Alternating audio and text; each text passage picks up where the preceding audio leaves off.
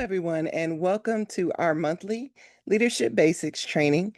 My name is Dadra Driscoll, and I am excited to be sharing with you in our continuing series on leadership.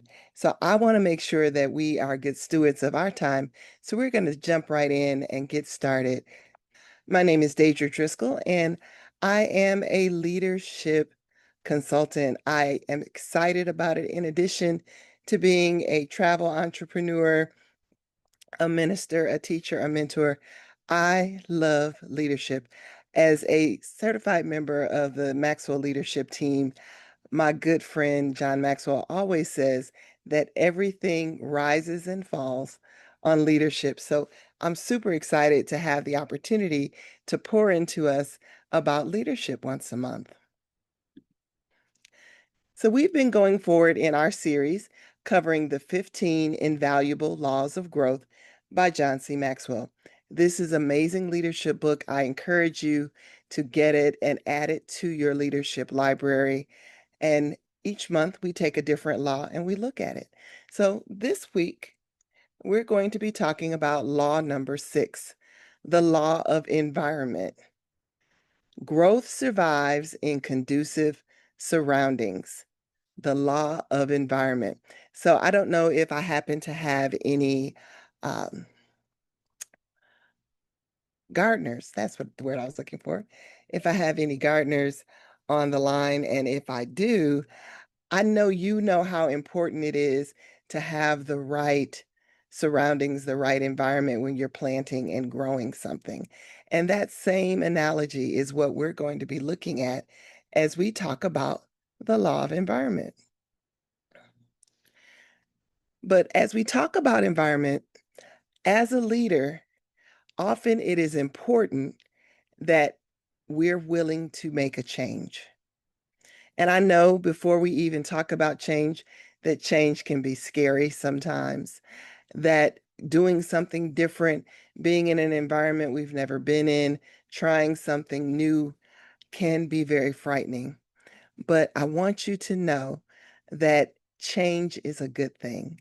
And as you look at opportunities for change, we want you to understand that this is something that can transform your life. And you, as a leader, it can transform the lives of those that follow you as well.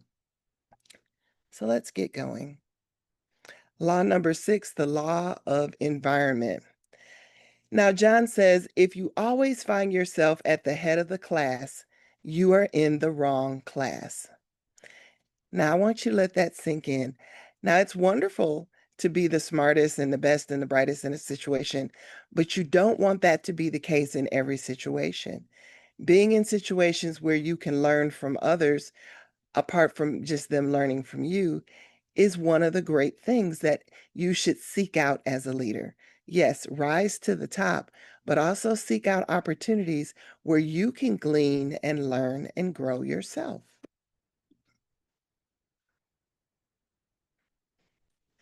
Now, change is going to be something that when we consider how do I grow, how do I make decisions, it's going to be very much interdependent on a lot of different aspects of your life because there's a direct connection between growth and change. If you want to change in a particular area, you're going to have to grow some things in order to facilitate that change. Change isn't just going to happen because you woke up one day and thought, oh, I think I should be different, or I should be better, or I should grow. There are going to be things that impact that. For instance, let's look at some different areas of your life that impact growth and change. Let's talk about music. Music is a wonderful thing. I love music. But what music lifts you up? What kind of music are you listening to? Because often, if you're listening to happy music, you'll feel happy. If you're listening to aggressive and angry music, then you'll be angry and aggressive. So, one area to consider is what type of music am I listening to? Or maybe you're not listening to music at all, and maybe some music could help impact and help you grow and change. So, what kind of music lifts you up? Think about that. And so, jot that down. Thoughts. What ideas move you? When you're sitting down and you're thinking about something, what excites you? What moves you? What kind of thoughts?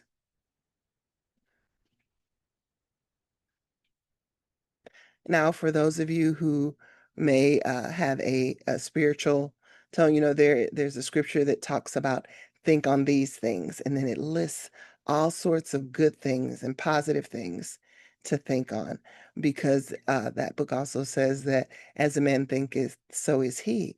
So the things that you continuously meditate on really help shape who you become. So, what thoughts move you? It's important as a leader to not just let your mind drift, or to sometimes looking at things like the news report can cause you to drift off into negative thoughts, or thoughts of fear, or thoughts of depression. So, what ideas move you? Think about those thoughts, because there is a direct connection between your growth and change. What experiences give you energy? We all know that there are things that we do that just invigorate us. It might be a hobby, it might be your job. For those of us as travel agents, hopefully travel gives you energy, and that's one of the reasons that you've chosen to be a travel agent, I would hope. But it's important, nevertheless, to always keep in mind the different things that impact that. What about your friends? Do you have friends that encourage you, or do you have friends that discourage you? The people around you, how are they impacting your growth and change? Are they supportive of it? I tell the story often. Many years ago, I made a decision that I wanted to do a marathon.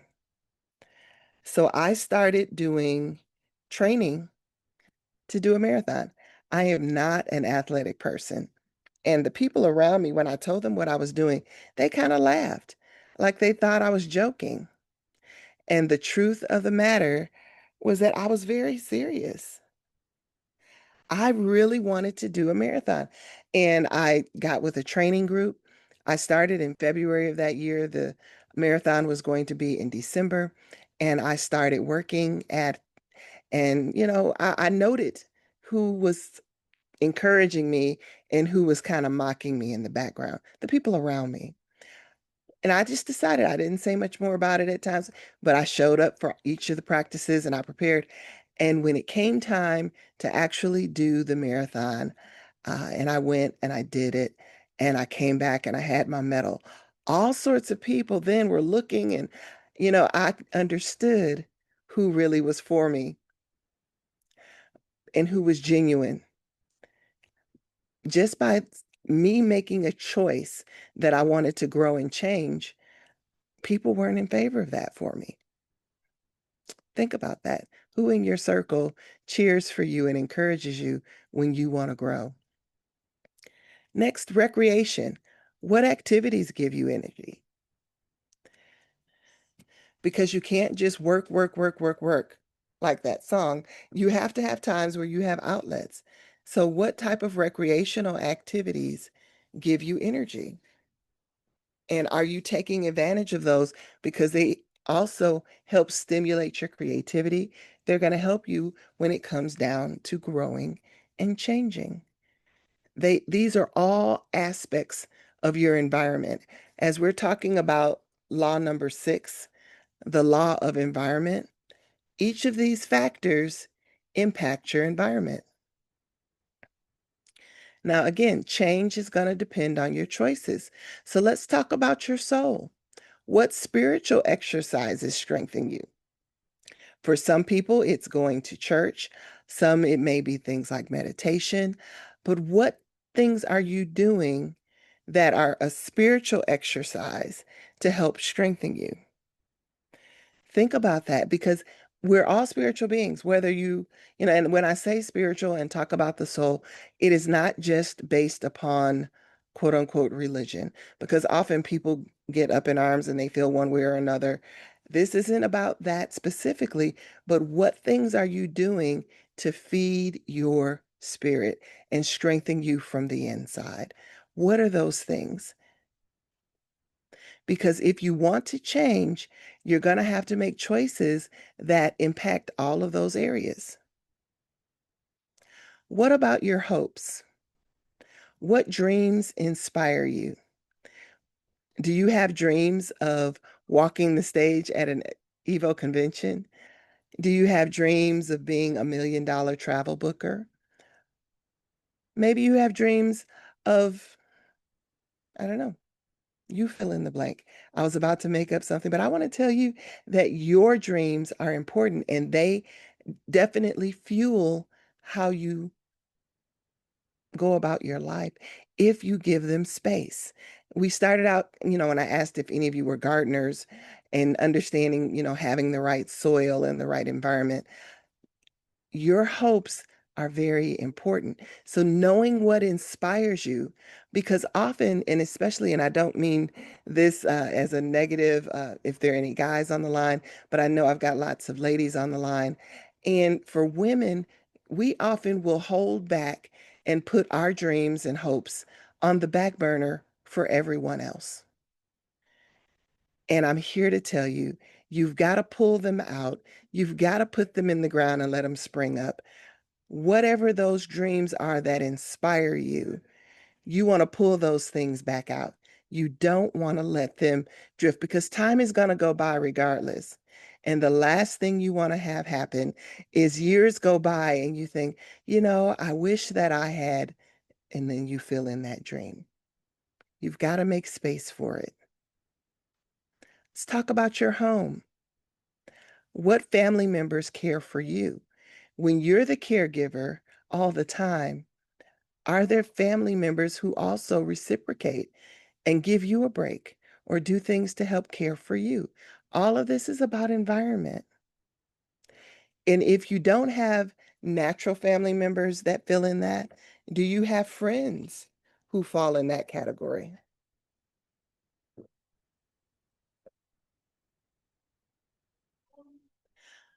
Let's talk about giftedness. What blessings activate me? Are there things that you do for others that make you excited? What are they? All of these are elements in your life that impact how you grow. You'll find that when you're working in your giftedness, when you're working in that area that you have a special grace for, that it's not really like work. Now, someone else could attempt to do that exact same thing and it would be exhausting for them. But for you, it's invigorating. What about memories? What memories make you smile? It's good to keep those in the forefront, those ones that will help you be able to think about, you know what? I remember when that happened and I did that and I achieved that and I overcame that and I can do it again. So sometimes we have to keep some of those on tap when life is tough, just to remind ourselves that, you know what? I've overcome before and I can overcome again. Last, books. What books have you read lately that changed your life? Often in our digital society, we don't pick up physical books that much anymore, but sometimes it's good to just get away with a physical book where you can turn the pages and read something. Take that moment for yourself to cultivate your mind, cultivate your spirit, cultivate your dreams. But what books have you read that change you? Are you reading anything right now? And if so, what book is that? Now, I know I've got leaders on this line, and so I'm saying this because you doing this also is going to impact those that follow you. If you're reading something good and impactful, it's important that you share that with your team so they can grow as well. Or if you've got mentors, that you find out from them what they're reading. And maybe you need to add those books to your reading list. All right, so when it comes to change, there's some things to consider, you and your environment. So, first, if you change yourself, but you don't change your environment, growth is going to be slow and difficult. I'm just being practical.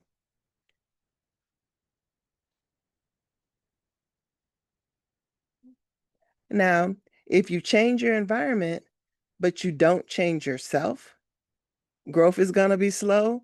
It's going to be difficult because just moving to a different place, but you don't change the things that are concerning you, that's going to cause a problem.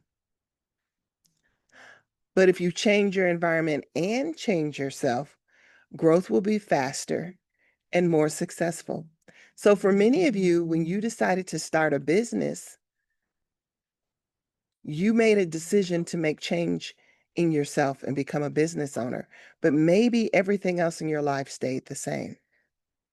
And that might be why things aren't progressing the way that you'd like them to be, and vice versa. But sometimes you've got to change both your environment and yourself in order to speed up that process.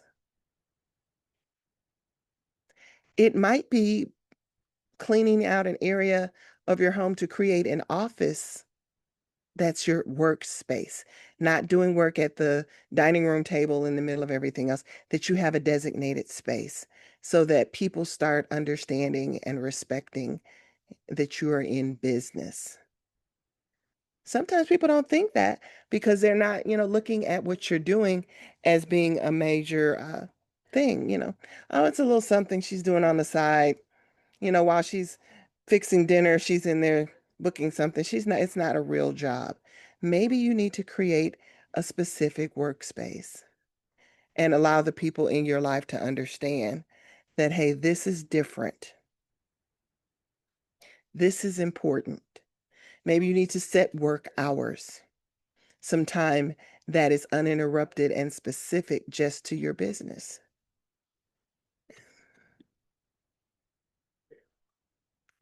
Now, it's interesting that you just realize that most people around you don't want you to change.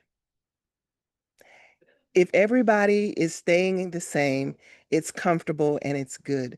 But if you start growing, your business is taking off, now you're experiencing things, the people that you've always hung around who aren't pursuing their dreams may not encourage you because you're taking off and leaving them behind.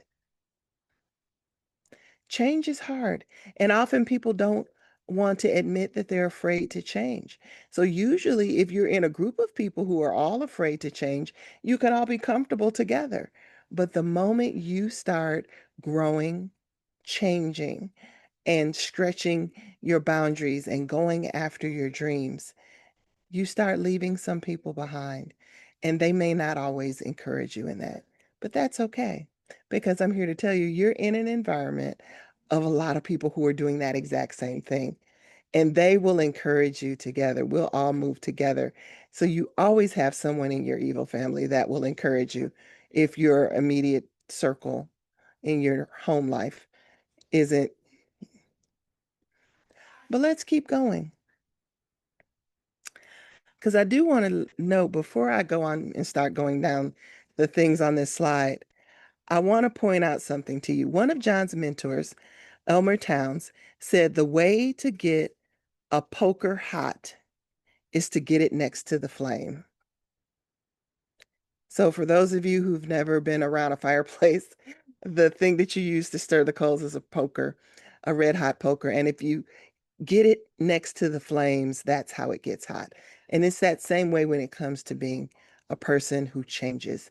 If you change your environment and you get close to the flame, you're going to catch on fire. So I encourage you that as a leader, that you stay close to the flame. Don't get comfortable out further away. You want to press in and get as close to the flame as you possibly can, because that's what's going to help motivate you to change. That's the environment where change takes place, in the heat. Because often when things start heating up, we want to back off. But, I wanted to make sure I didn't leave that thought out before we moved on to talk about changing the people around you. Because we are the combined average of the 5 people we hang around the most. So I want you to take a moment and think about who are the 5 people that you hang around the most. And you are probably the average of whatever those 5 people are. So I want to tell you that it is important that you consider the people that you spend time with. And that you look at that circle of people who are influential in your life, the people who speak into your life and are impactful, and that you have people in your life who meet these 5 tasks. Now, it may not be one person who does all 5, but you want to make sure that you have all 5 of these things taking place in your life. 1, someone who will love you unconditionally. We all need unconditional love. We all need to desire our success, and there needs someone in our life who desires that with us. Someone who is going to make sure that we're mature. It's fun to have fun, but you do need someone who's going to keep you to task. You need someone who will ask you agreed upon questions. They're going to be that person who checks on you, make sure that everything is okay and that you're staying on track. And you need someone who will help you when you need help. These are grown-up questions. These are people that you need in your life. And honestly, it's easy to be in a situation where one of these areas aren't being covered. You might be these things to someone else, but it is important that you have someone in your life who is these things for you.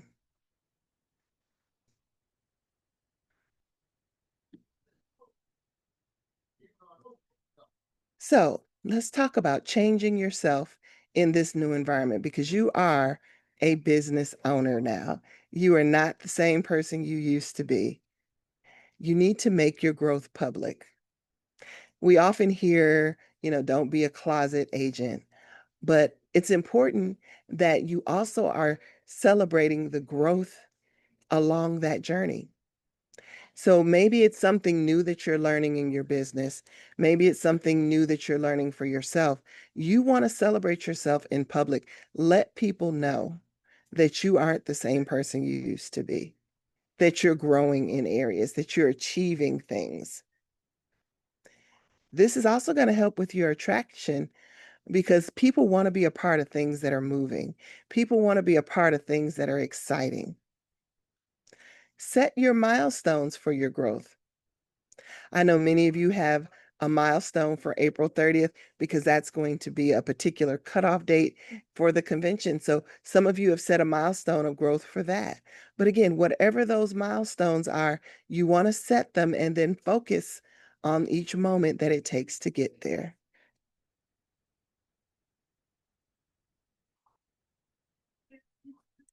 As you're setting those goals, you want to consider, what are my strengths? What am I learning? What do I need right now? Who have they been met? How have they been met? What are these things that I need to do? And then be willing to move forward despite the criticism.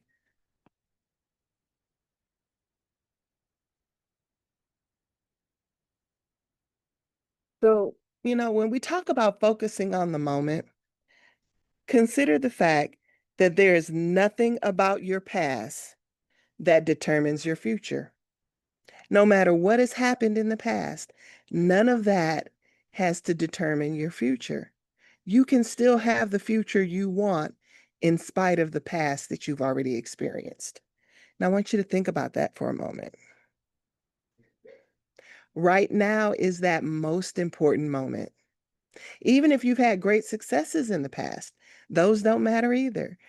Going forward, what you do today sets you up for your tomorrows. So you want to make sure that your environment is such that it is conducive for the future that you want. And with that, you want to move forward in spite of criticism. Because as I mentioned, there are going to be people around you who aren't happy about you being successful. When you announce that your team is growing, or that you're booking more travel, or that you were recognized for something, there are going to be people secretly that are jealous, or as the young people refer to them as the haters and the ops. You need to be prepared that they're going to be there. And that has nothing to do with you growing. Just expect it. Just like weeds grow and we prune them and pluck them and toss them and keep on growing, it's that same situation. They do not determine whether or not you can be successful. You do.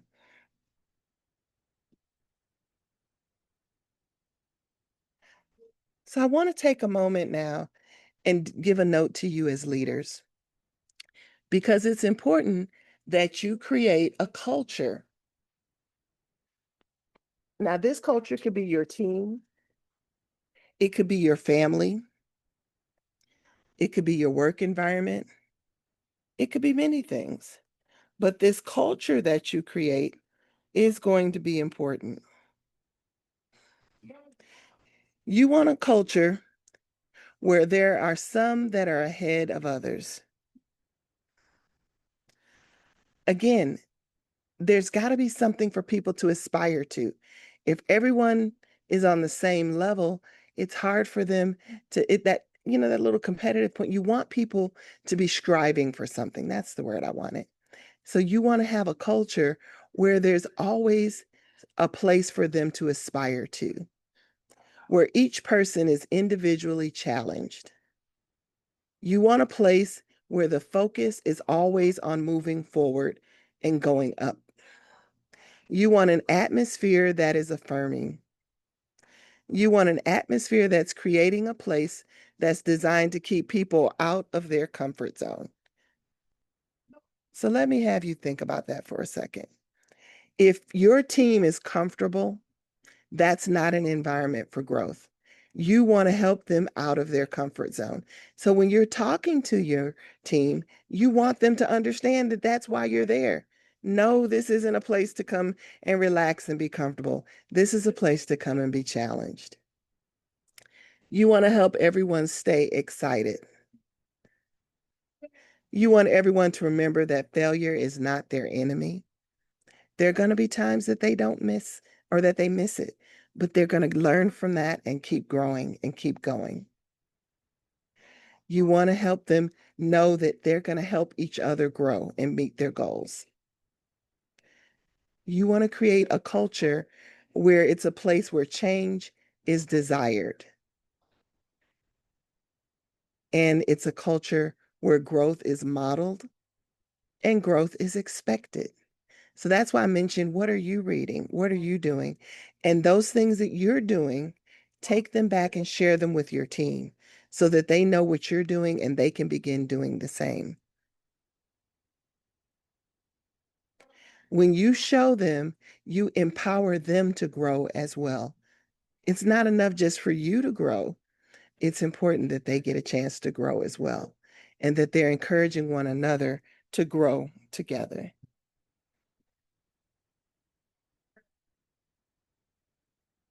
So we've talked about chapter 6, the law of environment, and how important that environment is to how we grow.